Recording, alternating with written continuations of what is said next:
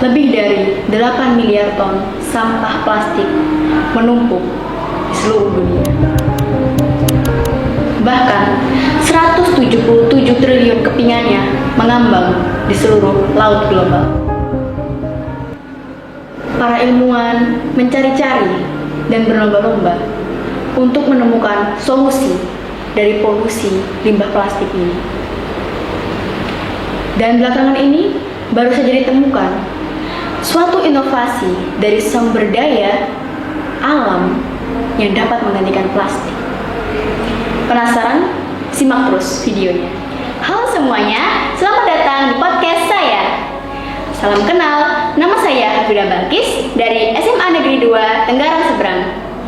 Kalau kalian melihat video opening tadi, kalian pasti tahu dong apa yang mau kita bahas? Ya, bener banget. Kita mau ngebahas tentang solusi dari polusi limbah plastik. Tapi sebelum itu, ayo kita bahas dulu sejarah tentang plastik. Jadi, plastik itu pertama kali ditemukan oleh Alexander Parkes yang terbuat dari bahan organik dari selulosa. Tapi kalau melihat dari bahannya, harganya begitu mahal. Sehingga pada tahun 1933, dua ahli kimia organik bernama Fawcett dan Gibson menemukan suatu senyawa bernama polietilena yang menjadi cikal bakal kantong plastik yang kita temukan saat ini. Polietilena atau nama IUPAC-nya adalah polietena merupakan suatu polimer yang tersusun atas etena sesuai visualisasi berikut. Atau sederhananya, polimer polietena adalah etena yang disusun membentuk rantai panjang dan banyak sesuai arti poli dalam bahasa Yunani, yaitu banyak. Pembuatan plastik pada awalnya menjadi alternatif penggunaan tas kertas yang tentunya akan mengeksploitasi pepohonan di hutan.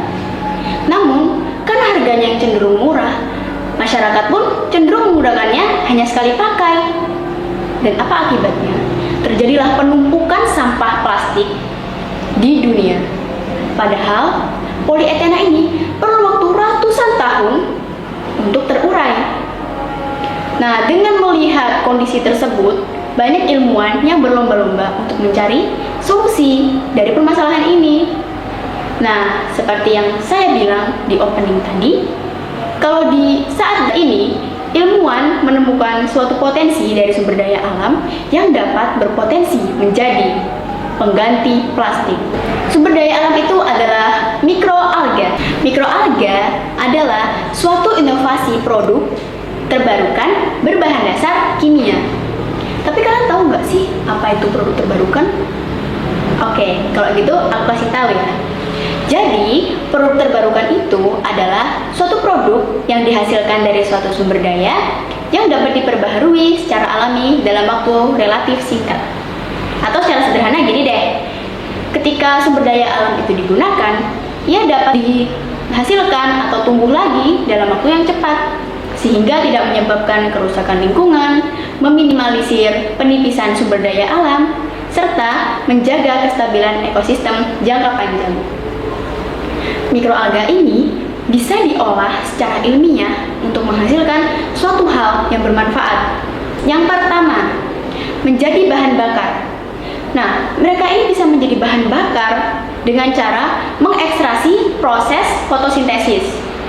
Yang kedua, beberapa jenis mikroalga seperti spirulina bisa menjadi suplemen yang kaya akan protein dan nutrisi, sehingga mereka juga bisa dijadikan bahan baku skincare atau perawatan wajah. Yang ketiga, mereka bisa merevitalisasi lingkungan atau memperbaiki keadaan lingkungan yang sudah tercemar. Contohnya, lingkungan air yang sudah tercemar oleh logam berat. Dan yang terakhir, yang akan kita bahas lebih lanjut dalam podcast ini adalah bioplastik dari mikroalga yang dapat menjadi alternatif dari plastik polimer sehingga lebih ramah lingkungan. Bioplastik dari mikroalga ini lebih mudah terurai oleh mikroorganisme tanpa meninggalkan zat beracun dan tentunya akan meminimalisir dampak kepada lingkungan. Mikroalga ini dapat diubah menjadi bioplastik dalam beberapa tahapan.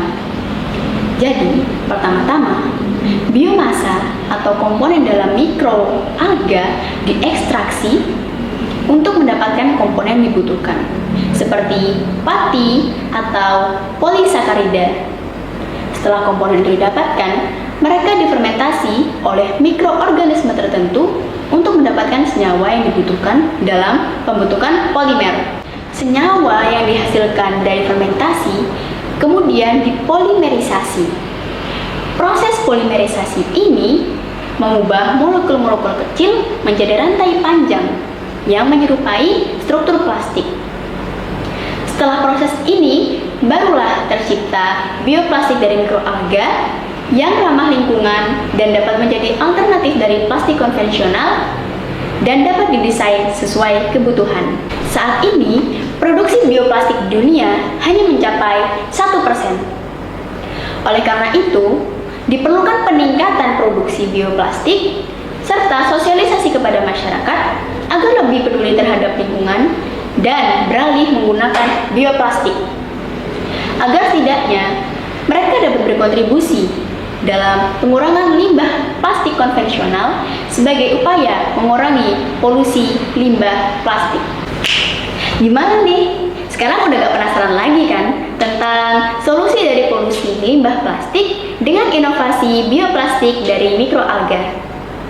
Jadi mungkin cukup sekian ya podcast hari ini teman-teman. Aku harap informasi yang saya berikan tadi dapat diterima teman-teman dengan baik.